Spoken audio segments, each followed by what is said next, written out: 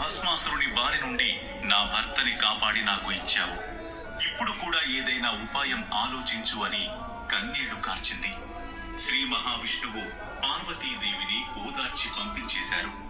అప్పుడు శ్రీహరి బ్రహ్మ మొదలైన దేవతలను పిలిచి గజాసురుణ్ణి చంపేందుకు గంగిరెద్దులను ఆడించేవాడిగా వెళ్లడమే సరైన నిర్ణయమని నిర్ధారించుకున్నారు.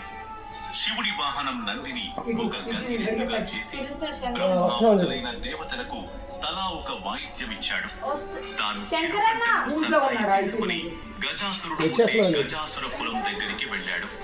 అక్కడ గజాసురుడి ఎదురుగా చక్కగా నందిని ఆడించాడు. ఆ గంగిరెద్దు ఆట చూసి గజాసురుడు మీకేం కావాలో కోరుకోండి, నేను ఇస్తాను అని చెప్పాడు.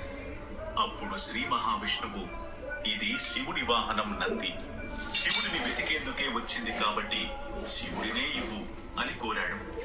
ఆ మాటలకు నిర్ఘాంతపోయిన గజాసురుడు గంగిరెద్దులను ఆడించేందుకు వచ్చిన వాడు శ్రీ మహావిష్ణువే అని తెలుసుకుని తనకు చావు తప్పదని అర్థం చేసుకున్నాడు.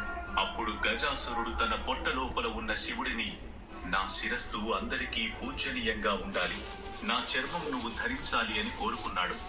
తర్వాత తనను చంపేందుకు శ్రీహరికి అనుమతించాడు. నంది తన కొమ్ములతో గజాసురుడి పొట్ట చీల్చగా లోపల నుంచి పరమశివుడు బయటికి వచ్చారు. అప్పుడు శ్రీహరి శివుడితో,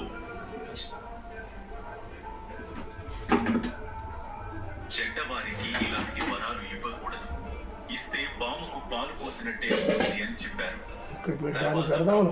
ఇతర దేవతలకు వీడుకోలు పలికి తాను కూడా వైకుంఠానికి వెళ్ళిపోయాడు. కైలాసానికి వెళ్ళిపోయాడు. వినాయకుడి పుట్టుక. కైలాసంలో ఉన్న పార్వతీదేవి శివుడు వస్తున్నాడన్న వార్తని తలస్నానం చేయాలని నిర్ణయించుకుని నలుగు వెండితో ఒక పిల్లవాడిని తయారు చేసింది. అతనికి ప్రాణం పోసి స్నానం చేసిన తరువాత నగలతో అలంకరించుకుని శివుడి కోసం ఎదురు చూడడం మొదలుపెట్టింది. ఇది నా ఉండగా శివుడు లోపలికి వస్తుండగా గుమ్మంలో ఉన్న పిల్లవాడు అడ్డు చెప్పాడు.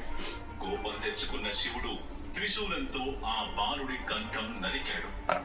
లోపలికి వెళ్లిన శివుడికి పార్వతీదేవి ఎదురు వచ్చి కూర్చోబెట్టి మాట్లాడుతుండగా గుమ్మంలో ఉన్న పిల్లవాడి ప్రసక్తి వచ్చింది.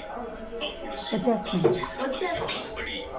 తీసుకువచ్చిన ఆ బాలుడికి అతికించి ప్రాణం పోశారు. అతనికి గజాననుడు అనే పేరు పెట్టి పెంచుకోవడం ప్రారంభించారు. గజాననుడు కూడా భక్తితో తల్లిదండ్రులకు సేవలు చేయసాగాడు. అనింద్యుడు అనే ఎలుకను బాధ్యతగా చేసుకుని తిరగడం మొదలు పెట్టాడు. కొంతకాలానికి పార్వతీ పరమేశ్వరులకు కుమారస్వామి పుట్టాడు. అతడు మహావీరుడు. నెమలి అతని వాహనం.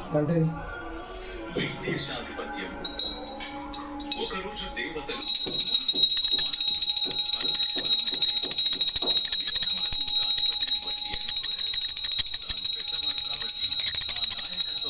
తనకే ఉండాలని గజాననుడు కోరాడు.